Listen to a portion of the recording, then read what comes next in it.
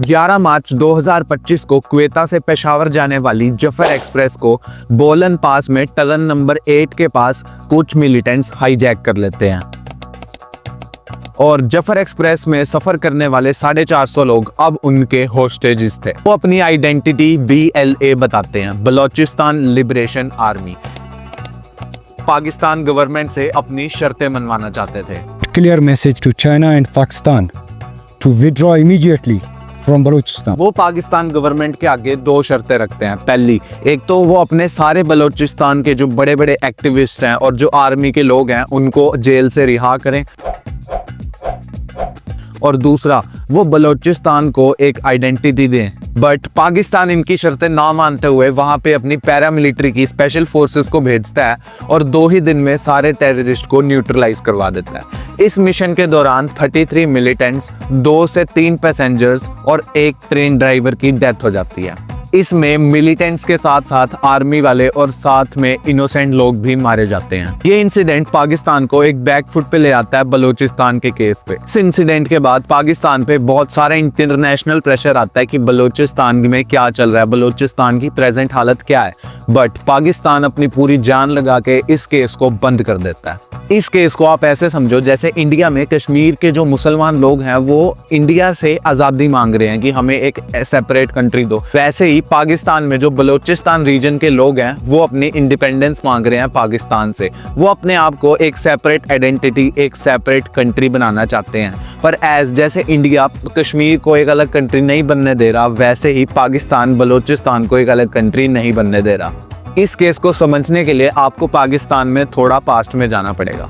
पाकिस्तान में 1947 में जब इंडिपेंडेंस हुई थी तो आज के पाकिस्तान को वेस्ट पाकिस्तान बोला जाता था और वेस्ट पाकिस्तान में मेजरली 4 रीजन थे। पहला खैबर पख्तूनवा, दूसरा सिंध, तीसरा पंजाब और चौथा बलोचिस्तान। तो जब इंडिया और पाकिस्तान की ब्रिटिश से इंडिपेंडेंस होती है तो कलात का जो राजा होता है जिसे खनाते कलात बोलते हैं, वो भी कलात को एज अ इंडिपेंडेंट कंट्री घोषित कर देता है। बट पाकिस्तान ऐसा नहीं होने देता और पाकिस्तान और बहुत सारी इंटरनेशनल पावर्स इतना ज्यादा प्रेशर पाती हैं उन पे कि उन्हें मजबूरन। तो ये वो इंसिडेंट था जहां से पाकिस्तान बलोचिस्तान को अपने अंदर लेना शुरू कर देता है। मार्च 1948 तक आते आते पाकिस्तान अपनी सारी आर्मी को बलोचिस्तान भेज देता है और वहाँ पे बहुत सारे अटैक्स कराता है और 21 मार्च 1948 को खान ऑफ कलात पाकिस्तान के साथ एक्सेशन साइन कर लेते हैं। और आज से खलात मतलब जो बलोचिस्तान का एक मेजर रीजन था वो पाकिस्तान का हिस्सा बन चुका था। इस इंसिडेंट के बाद बलोचिस्तान के लोग पाकिस्तान के खिलाफ हो जाते हैं और वो अपनी डिमांड्स करते हैं। पर 1955 में पाकिस्तान सारे वेस्टर्न पार्ट्स को एक यूनिट बनाता है बट बलोचिस्तान को एक सेपरेट कॉन्स्टिट्यूशन बनाने देता है और वो अपने रूलर्स खुद ही डिसाइड करते थे।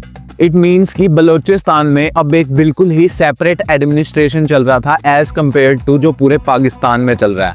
1960s में जो पाकिस्तान ने 1 यूनिट का आइडिया लाया था, बलोचिस्तान के लोग इससे बहुत ज्यादा खिलाफ थे और वो इसके खिलाफ आवाज उठाते हैं। वहाँ रिवोल्ट्स होती हैं, रेवोल्यूशंस होते हैं। बलोचिस्तान में पूरी फैमिलीज पाकिस्तान के अगेंस्ट लड़ रही थी।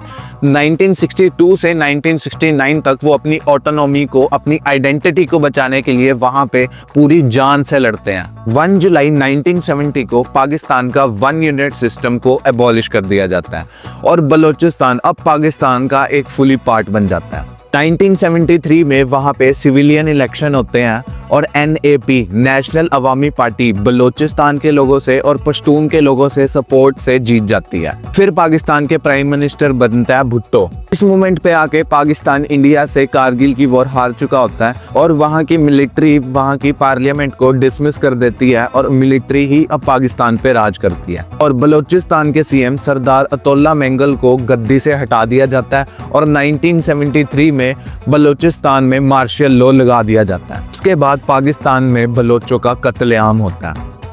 According to a record more than 1 lakh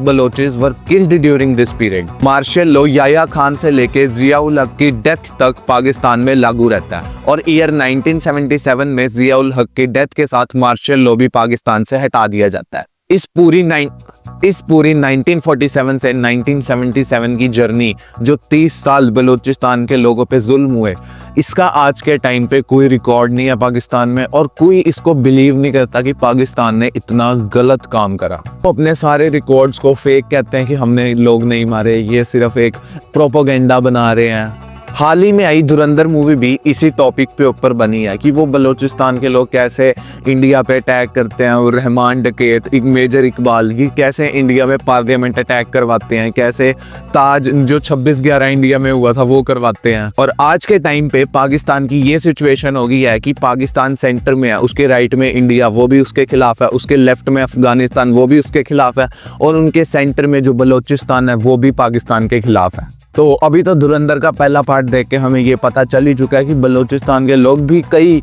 हद तक इंडिया के खिलाफ, एक दो लोग जो रहमान डकैत जैसे थे वो इंडिया के खिलाफ प्लानिंग कर रहे थे। पर क्या पता सेकंड पार्ट में कुछ ऐसा हो कि बलूचिस्तान के लोग इंडिया की हेल्प करें। तो थैंक यू मुझे थोड़ा सा टाइम देने के लिए। ओके, टाटा, बाय बाय, शब्बा खैर।